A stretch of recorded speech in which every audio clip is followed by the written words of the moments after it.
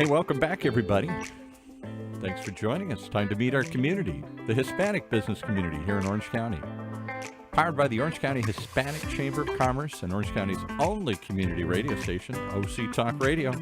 Streaming live from our studios here at the University of California, Irvine's Beale Applied Innovation Center with the most innovative guy I know, John Gutierrez. Hey, everybody. Welcome to our community podcast show powered by the Orange County Hispanic Chamber of Commerce. I'm your host, Senior Vice President here at the Orange County Hispanic Chamber of Commerce, John Gutierrez. We are so excited to have another amazing guest with us here on the show. Her name is Elizabet Almeida. She is the founder of Building Bodies University, corporate wellness specialist, also the founder of Legends Rise Youth Academy, and she is also part of Shelly Padilla State Farm Insurance, which is a licensed insurance producer, and she's one of our superstar ambassadors here at the Orange County Hispanic Chamber of Commerce. Welcome, Elizabet. Hola, hola. Can you guys see me over there on Facebook? Apparently, I am matching, so you just might be able to see my head. I know. I think you're blending in with the orange background, but it's okay. I'm camouflaged. I think we're good. You know. Thank you so much for being here, Elizabet. We really appreciate all you do in the community. And so, as you know, and you've probably seen the show, we like to first and foremost go into a little bit about you sharing with us before we go into the community stuff you're doing and all the fun business stuff you're doing in the community with the chamber and everyone else. We want you to share with us a little bit about who you are, just where you're from, your hobbies, your life, your family. Share a little bit with everybody about who is Elizabet. All right, before I dive into who is Elizabet Almeida, dun, dun, dun, I just want to shine some light on you and say thank you for everything that you do for the community. Thank you for the podcast and the amazing individuals that you have here, because you're sharing so much wisdom, so much knowledge to everyone out there listening. So thank you for that, and it's truly an honor to be here. Muchas gracias. Thank you. We're excited to have you. But today is not about me. It's about you, Elizabet. So tell us a little bit about you, please. Where'd you grow up? All right, let's see. Let me try to give you the CNN version, short version of who is Elizabet Almeida. Okay, so I grew up in LA, in Los Angeles, Huntington Park, okay. HP. That's right. Ruben Franco is also from our president. Yes, Ruben. Of our chamber. If you know, you know. So I grew up in Huntington Park, born and raised out there. What was it like back then? I mean, Huntington Park. Oh, man. Was it chill? Was it like tough neighborhood? Gangs. I mean, when you're in those neighborhoods, low income and everything that we were going through, you don't know. Yeah. Because you've never gone out of that. So you don't know what you don't know. I mean, gangs, fights, drugs. We lived right next to Salt Lake Park, which was the major park out in HP.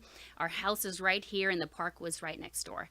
And I would remember helping my mom wash the dishes, and I could look over, I would put a chair, look over as I was washing the dishes, and I could just see deals happening or fights happening. Wow. And it was just normal. Maybe that's where you built your toughness. Yeah, it is actually. Because you're tough. I am. Which we'll go into. You can't forget where you came from. It built you. It really, really does build you. But, so I grew up in HP, and I have a huge family, Mexican, 5 sisters, 3 brothers. And really? Yeah, 9. Wow. I'm the youngest of the hen house, guys. Youngest of the hen house. The youngest. Yep. I'm the 9th. Okay, yeah. I'm the youngest La one too. chiquita. So are you like the most chiquiada, they say? Like when you're the youngest, you're the most spoiled. Is that true or not? I mean, No cierto. You had to put up with more? What is it? What is it like? No, honestly, my parents were equal with everybody. That's good. Yeah, That's no good. one was preferred more, loved more, or anything like that. Everyone was equal at home. We all helped out, whether it be, cooking, helping my mom, cleaning, whatever it was. We didn't have a lot, but we did have a lot. Yes. In the sense of we had so much love, and our parents loved us unconditionally. So I think that's one of the things that, my parents instilled in me. Like, you love to your core unconditionally, and you work hard no matter what. Like, whatever life brings at you, you tackle it, you get back up. Those are the foundations that I gained from my parents, and I get to do that. Shout and out to the share. parents. Yes, whoop whoop, Yes. everybody. My wife is also from a family of 9, and she says that growing up, they would take them a lot to the park because it was like the less expensive kind of form of let's get out and do something. Did you guys ever do that? I don't know if Huntington Park has parks. I would tell. I didn't have a pool. That's probably why I can't swim. I didn't have a pool. So what we would do, John, it's so Okay. funny you're saying that right now, but Okay. we would turn on the sprinklers. Nice. I remember those days. Yes. We would turn on the sprinklers, and sprinklers go, and they're like, Yes. That's the form of a pull. yeah. And we would like hop over, get wet, Yes. yay, hop over. Yes. But that was fun. Yes. We enjoyed those little moments of just being out instead of nowadays. What do you see the kids on social media, on their phones, or stuck like glue on there, right? It's very different. But yeah, no, we didn't go We would out put the much. sprinklers in the sheets, and we would have a slip and slide. Yep. We did. I don't think maybe once or twice that I can really remember we went to the beach. Okay. But I was a bit older. It's an expensive thing to do. Go to the but you beach. have 9 kids. Exactly. Think about it. My mom was a stay-at-home mommy. Did you guys She have like was a station amazing. wagon? Because we had a station wagon growing up. I don't know. We had a truck or something Yeah, like because that. to and- fit 9, that's a big group. Yeah, we had a pickup truck with the camper in the back. everybody in the back. Jump in the back, right? Everybody in the back. No Yes. seat belts, no nothing. That's what I tell my daughters now. I was like, right now I was like, okay, are you ready? Okay, seat belts, let's go. Back then it Back was like, then, vámonos. you're bouncing everywhere in the back with the 9 kids. Let's go. But you know what? I did enjoy my childhood. That's great. And I loved That's it. great. It was I think our chaos chaos sometimes, but it's fun. so important, right, to have a good childhood, because I know that we'll go into, of course, you love mentoring the younger generation, right? I do. And so it's interesting that you talk about your parents, your upbringing. So you grew up in it. What high school did you go to? HP. HP? Oh yeah, HP. I was born and raised in Huntington Park, and I Okay. went to that elementary, Okay. to the middle school, and to the high school. And once I was done with with high school, by the way, I hated school. And the only reason why I started doing better was because I wanted to get out of HP. Really? So my last year, I was like, all right, I get it together, Yes. because that 2.0 was not going to get me really far. So I had to So raise that up. where'd you end up transitioning to? What So school? I ended up going to San Jose State for about a year and a half. Oh, okay. And then after that, came back home, went to Cerritos College for a semester. Nice. And then from there, I got classically trained to sing. Now I just sing in the shower, so don't ask me to Wait, sing. to sing? Yeah. I never knew this. Yeah. Really? Now I just sing in the shower, so don't ask me, okay? Yeah, no. So we're not gonna ask you to sing right No, now. no, no, Especially no. there's a microphone on. No. Paul, do we have any music we can play? No, look at No, look at Paul. no. We can get a whole orchestral stuff No, we can no, play. no. What music do you want to play? I shouldn't have said that, but it was part of my journey. Was it? Yeah, so Cerritos College for a semester because I Nice. wanted to get into Chapman University. That's right. So Somebody I- wants to know, what did you sing? Was this like classical singing? It Was this pop class- singing? No, Was this... it was classical opera music. Really? Opera. Wow. Yeah. That's tough. I know. Wow, that is some But it was vocals. fun. I learned a lot. I learned a lot, not just So- the music portion of it, but body, singing, posture, and That's true. talking and That's whatnot. true. But So yeah. you ended up at Chapman University, which is a great university. We have a board member who's part of Chapman. Whoop, whoop. Yes. What was that like at Chapman University? Beautiful campus. Beautiful campus. I got accepted there to the School of Music, and I was a minority. What is that? A minority, Elizabeth? Latina, predominantly. Did you feel out of Caucasians. place? Was that tough for you? At first, I did. I will be honest. Yeah. Oh yeah. I Yeah. did. I felt like I didn't belong.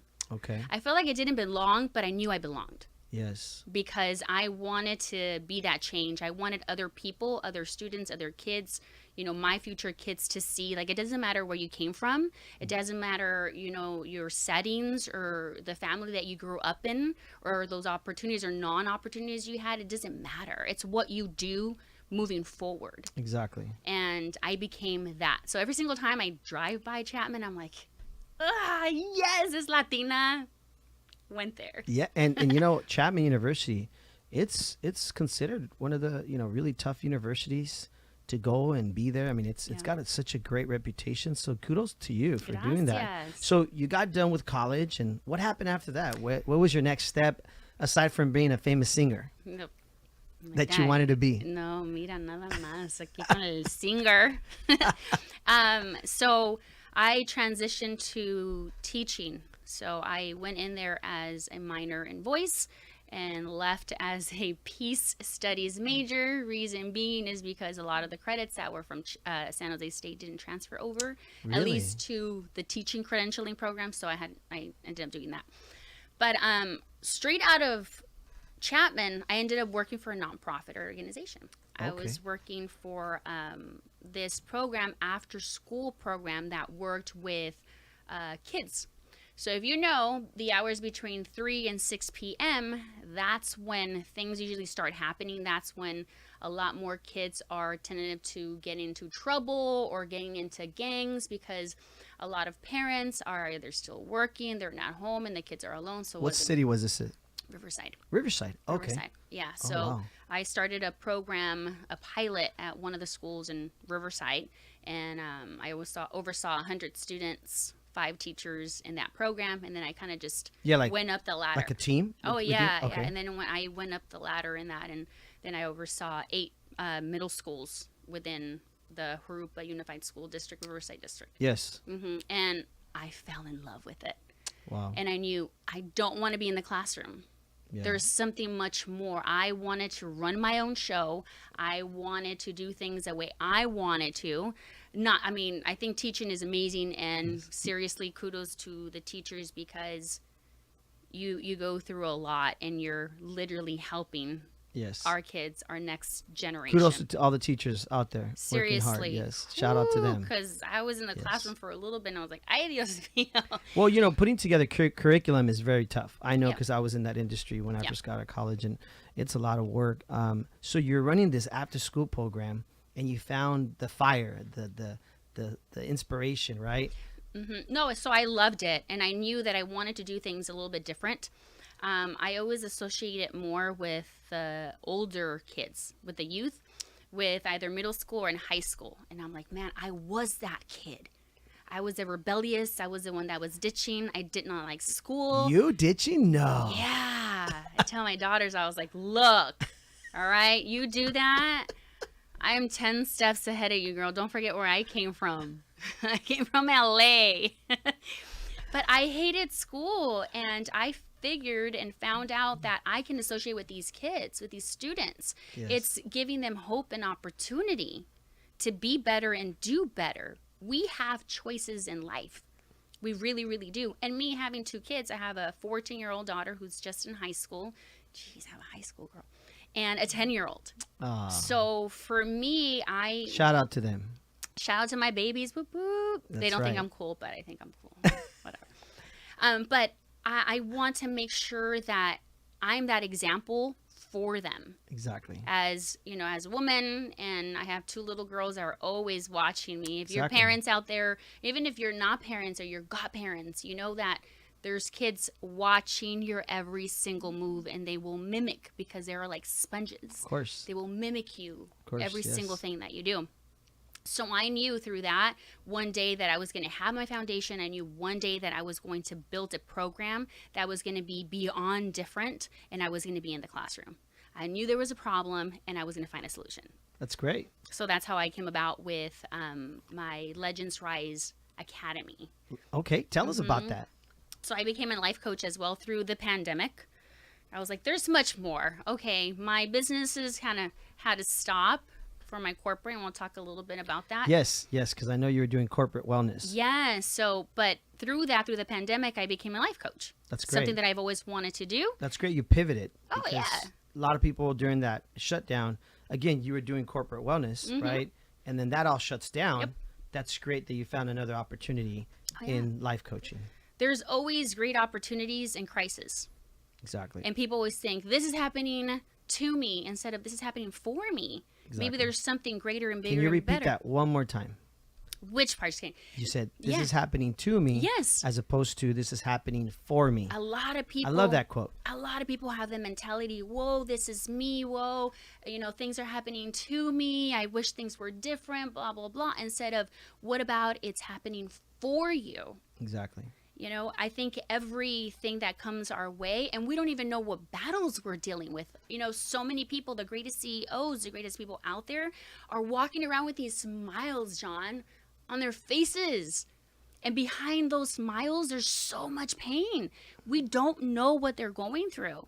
Mental health, which is why I also created that, mental health, emotional, physical, everything. The pandemic put it out there. Oh, yes. Even more so. Exactly. So I knew, I was like, I want people to be able to know, hey, you have to become aware of your feelings, your emotions, what's going on in here in order to be able to flourish in every aspect of your life. And for me, fitness became that. Fitness is literally an inside job. It's not just working out. Show them the guns. Show them the guns, Elizabeth. Show you the guns. Just so you guys know, Elizabeth works out, religiously. And yeah. or great genes.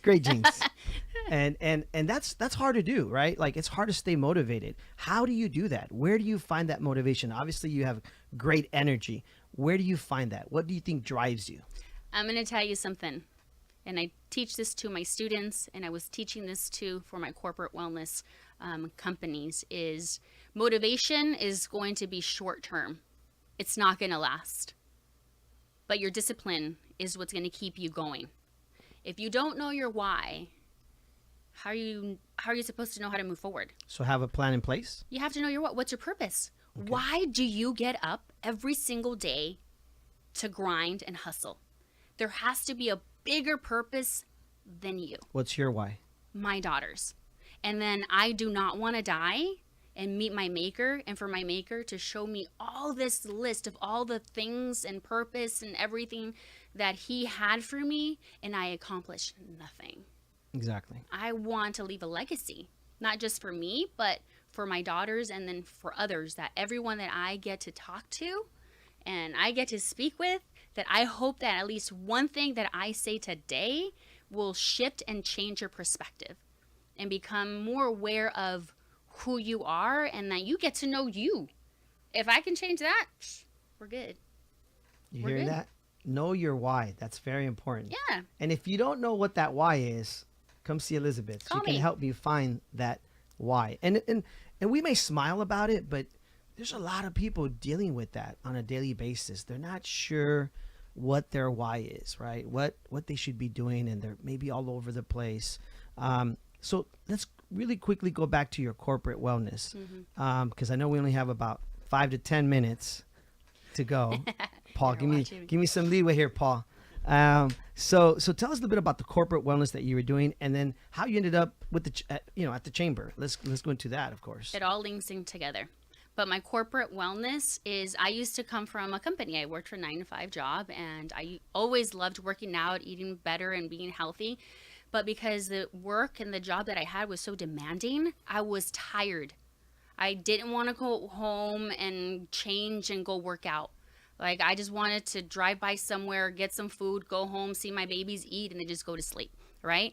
And I knew if we changed that, if we gave people hope at their companies, on site, there's no excuses.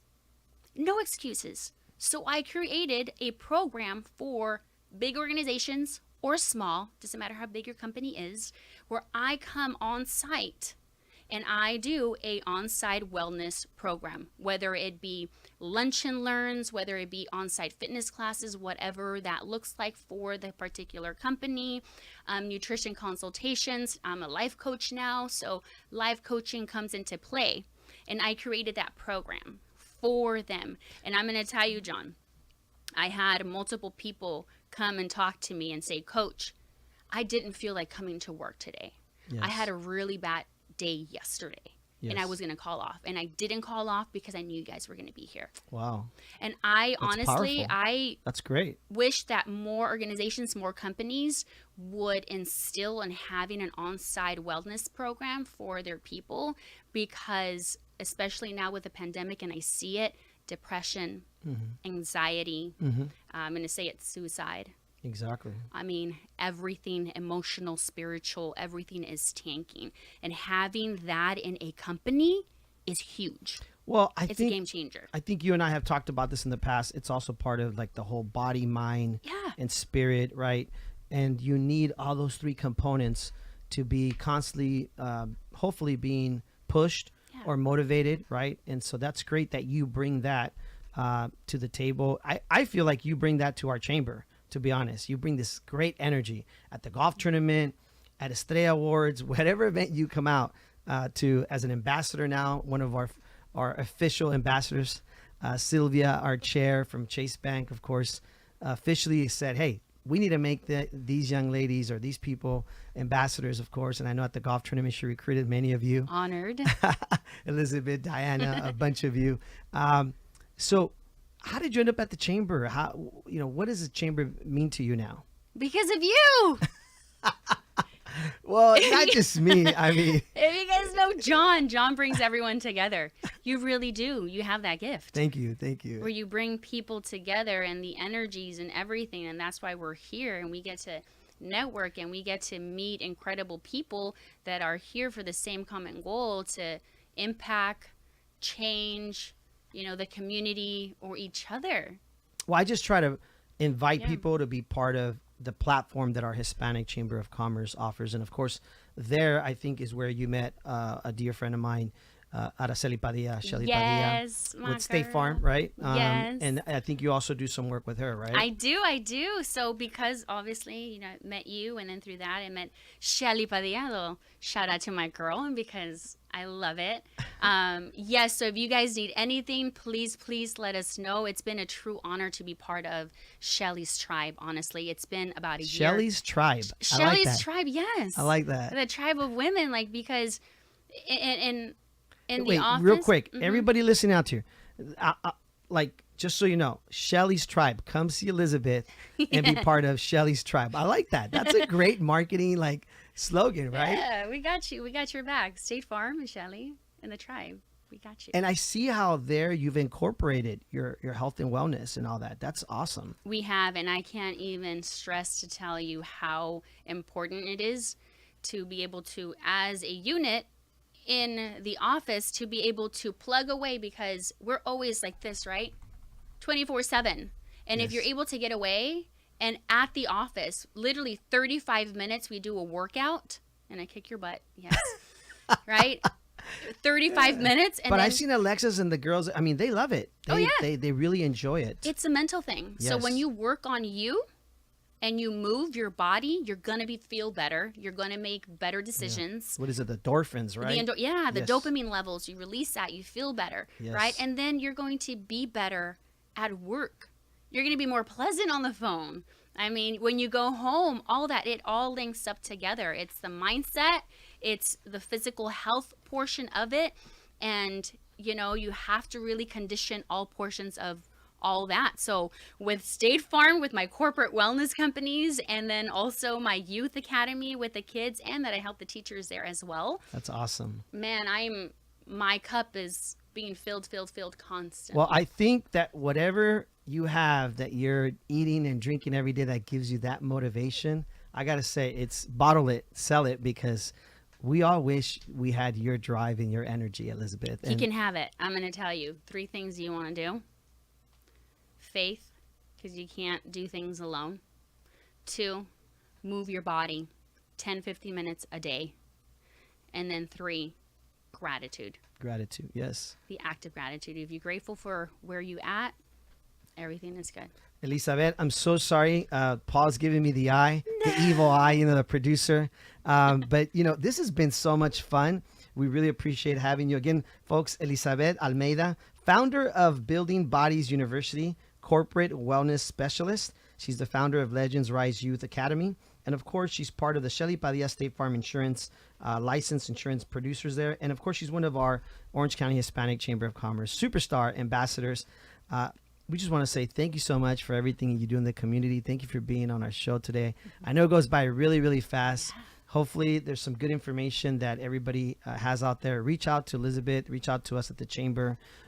Real quick announcement. We do have a breakfast mixer, not this Friday, next Friday at Villa Roma Restaurant, 9 o'clock a.m. in the morning. So anybody who's willing and wishing to be part of it, it's a free breakfast mixer. come out, meet Elizabet, meet some of our other ambassadors that are going to be there, and some of our board members, of course, and enjoy being part of our Hispanic Chamber of Commerce. Learn more about our Hispanic Chamber of Commerce, of course. So with that, thank you very much, Elizabet, for being here. Thank you. It was a pleasure to be here and have a conversation. Yes, visit us at ochcc.com, and also visit us at our Instagram at ochcc, and also go to our Facebook page and follow us there so you can get involved with everything we're doing in the community, folks. Again, our community podcast show powered by the Orange County Hispanic Chamber of Commerce, because our community is your community. Have a great day, everyone. Well, there you have it. That's not a dynamic reason to come and watch dynamic duos like this have a conversation. I don't know what is. Join us each and every week as we meet our community, the Hispanic business community here in Orange County. Powered by the Orange County Hispanic Chamber of Commerce and Orange County's only community radio station, OC Talk Radio. Streaming live from our studios here at the University of California, Irvine's Beale Applied Innovation Center.